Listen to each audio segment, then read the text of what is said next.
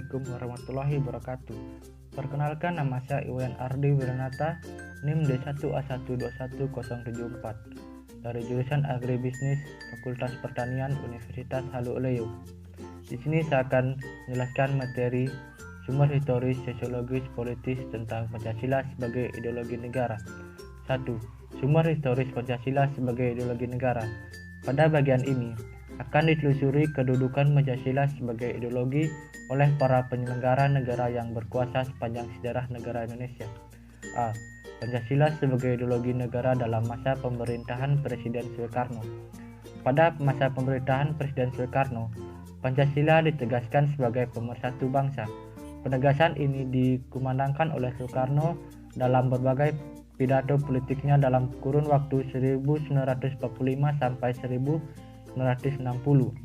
Namun seiring dengan perjalanan waktu, pada kurun waktu 1960 sampai 1965, Soekarno lebih mementingkan konsep Nasakom atau nasionalisme agama dan komunisme sebagai landasan politik bagi bangsa Indonesia. B. Pancasila sebagai ideologi dalam masa pemerintahan Presiden Soeharto. Pada masa pemerintahan Presiden Soeharto, Pancasila dijadikan sebagai asas tunggal bagi organisasi politik dan organisasi kemasyarakatan. Periode ini diwakili dengan keluarnya TAP MPR nomor 11 tahun 1978 tentang pemasyarakatan nilai Pancasila. TAP MPR ini menjadi landasan bagi dilaksanakannya penataran P4 bagi semua lapisan masyarakat. Akibat dari cara-cara rezim dalam memasyarakatkan Pancasila memberi kesan bahwa tafsir ideologi Pancasila adalah produk rezim Orde Baru yang berkuasa pada waktu itu. C. Pancasila sebagai ideologi dalam masa pemerintahan Presiden Habibie. Presiden Habibie menggantikan Presiden Soeharto yang mundur pada 21 Mei 1998. Atas desakan berbagai pihak, Habibie menghapus penataran P4. Pada masa sekarang ini, resonansi Pancasila kurang bergema karena pemerintahan Habibie lebih disebutkan masalah politis, baik dalam negeri maupun luar negeri. Di samping itu, lembaga yang bertanggung jawab terhadap sosialisasi nilai-nilai Pancasila dibubarkan berdasarkan Kapres nomor 27 tahun 1999 tentang pencabutan Kapres nomor 10 tahun 1979 tentang Badan Pembinaan Pendidikan Pelaksanaan Pedoman Penghayatan dan Pengamalan Pancasila. Sebenarnya dalam Kapres tersebut dinyatakan akan dibentuk lembaga serupa, tetapi lembaga khusus yang mengkaji, mengembangkan, dan mengawal Pancasila hingga saat ini belum ada. D. Pancasila sebagai ideologi dalam masa pemerintahan Presiden Abdurrahman Wahid. Pada masa pemerintahan Presiden Abdurrahman Wahid, muncul wacana tentang penghapusan TAP nomor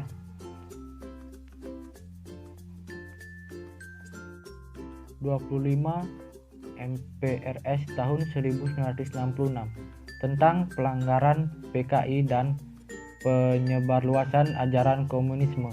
Di masa ini, yang lebih dominan adalah kebebasan berpendapat sehingga perhatian terhadap ideologi Pancasila cenderung melemah. E. Pancasila sebagai ideologi dalam masa pemerintahan Presiden Megawati. Pada masa ini, Pancasila sebagai ideologi semakin kehilangan formalitasnya dengan disahkannya Undang-Undang Sisdiknas nomor 20 tahun 2003 yang tidak mencantumkan pendidikan Pancasila sebagai mata pelajaran wajib dari tingkat sekolah dasar sampai perguruan tinggi. F. Pancasila sebagai ideologi dalam masa pemerintahan Presiden Susilo Bambang Yudhoyono.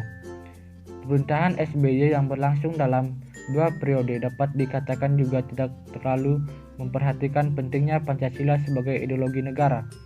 Hal ini dapat dilihat dari belum adanya upaya untuk membentuk suatu lembaga yang berwenang untuk menjaga dan mengawal Pancasila sebagai dasar negara dan ideologi negara sebagaimana diamanatkan oleh Kepres nomor 27 tahun 1999.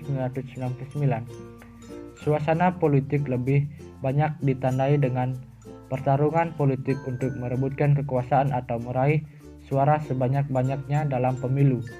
Mendekati akhir masa jabatan, Presiden SBY menandatangani Undang-Undang RI nomor 12 tahun 2012 tentang pendidikan tinggi yang mencantumkan mata kuliah Pancasila sebagai mata kuliah wajib pada pasal 35 ayat 3.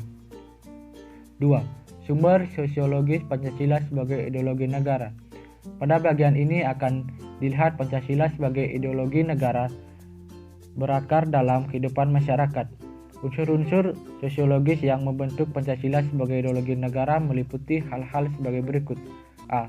Sila ketuhanan yang Maha Esa dapat ditemukan dalam kehidupan beragama masyarakat Indonesia dalam berbagai bentuk kepercayaan dan keyakinan terhadap adanya kekuatan gaib. B. Sila kemanusiaan yang adil dan beradab dapat ditemukan dalam hal saling menghargai dan menghormati hak-hak orang lain, tidak bersikap sewenang-wenang. C.